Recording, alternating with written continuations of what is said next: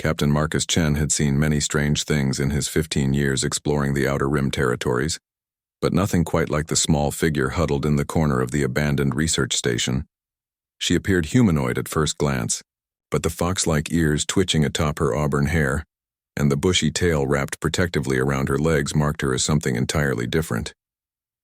"Easy there," Marcus said softly, keeping his hands visible as he approached.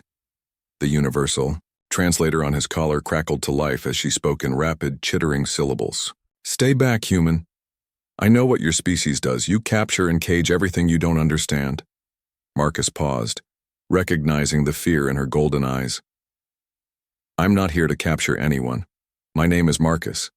I received a distress signal from this station." The Vulpine girl's ears flattened against her head. That was me. But I didn't expect a human to respond." She stood slowly, revealing that she barely reached Marcus's chest in height. "Your kind destroyed my world, scattered my people across the galaxy like specimens in your collections." The weight of her words hit Marcus hard. He'd heard rumors about the corporate science division's aggressive specimen acquisition programs in this sector, but seeing the results firsthand was different. "I'm not with the corporations," he said quietly. "I'm an independent trader. What's your name?" She studied him warily. "Kira." And I meant what I said. I'm not some exotic pet for humans to gawk at. Over the following hours, Marcus learned Kira's story. Her people, the Vulpani, had been a peaceful civilization focused on art and philosophy. When human corporations discovered their world, they saw not a culture worth preserving, but genetic curiosities worth harvesting. Most Vulpani were taken as research subjects, while others like Kira escaped, only to find themselves stranded and hunted across human space. The researchers here were kind, at least, Kira admitted as she showed Marcus around the station. Dr. Reeves and her team were studying ways to help displaced species integrate into galactic society. But when the corporate division found out, she gestured at the ransacked laboratory equipment. "They shut it down," Marcus finished grimly. "Where's Dr. Reeves now?" "Transferred to a more suitable position, probably doing weapon research on some military base." Kira's tail lashed in agitation. "She left me here with enough supplies for a month, hoping someone decent would answer my distress call." That evening, as they shared a meal in the station's small common area, Marcus noticed Kira eyeing him curiously.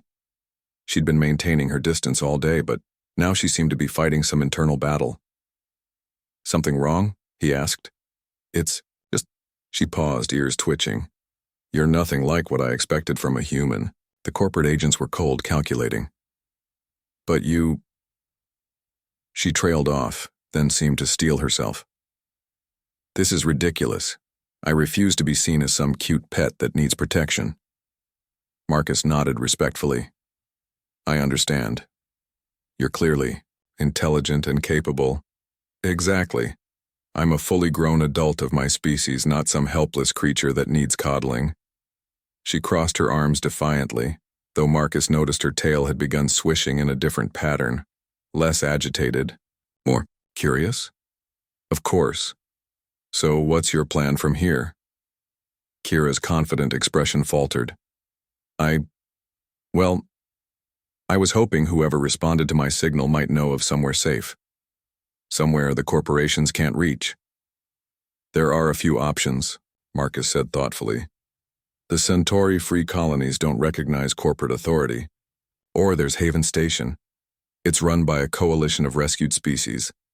Very strict non-interference policies."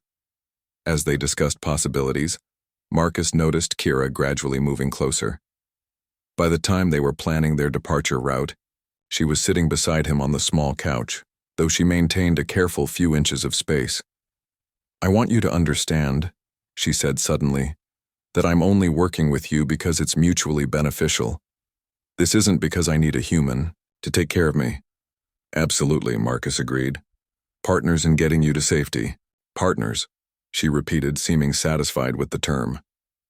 Then, almost without seeming to realize it, she shifted closer until she was practically leaning against his side.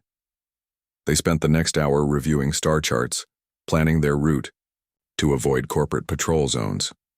Marcus found himself impressed by Kira's sharp tactical mind and her encyclopedic knowledge of smuggling routes, apparently a necessary survival skill for her people in recent years.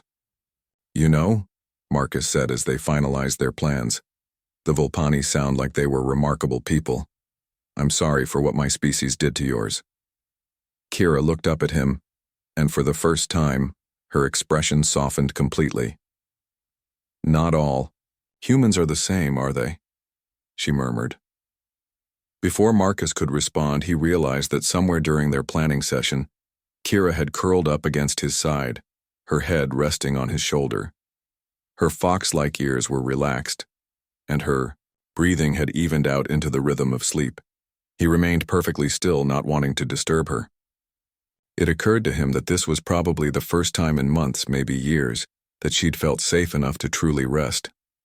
When morning came, Kira woke with a start, realizing her position. Her ears turned bright red, apparently a Vulpani, equivalent to blushing. "I was not... This doesn't mean..." she stammered. "You were tired," Marcus said gently. "Nothing wrong with that." "Right. Exactly. Just practical rest allocation." She straightened her clothes with dignity, though her tail was swishing in what Marcus was beginning to recognize as contentment. As they prepared to leave the station together, Marcus couldn't help but smile. Whatever Kira wanted to call it, he had a feeling their partnership was going to be more meaningful than either of them had expected. After all, the best relationships, whether between species, cultures, or individuals, often began with mutual respect and grew into something deeper through shared experience and trust. The galaxy might be vast and often cruel, but sometimes, Marcus reflected as he watched Kira expertly calibrate his ship's navigation systems, it also provided exactly what people needed to find their way home.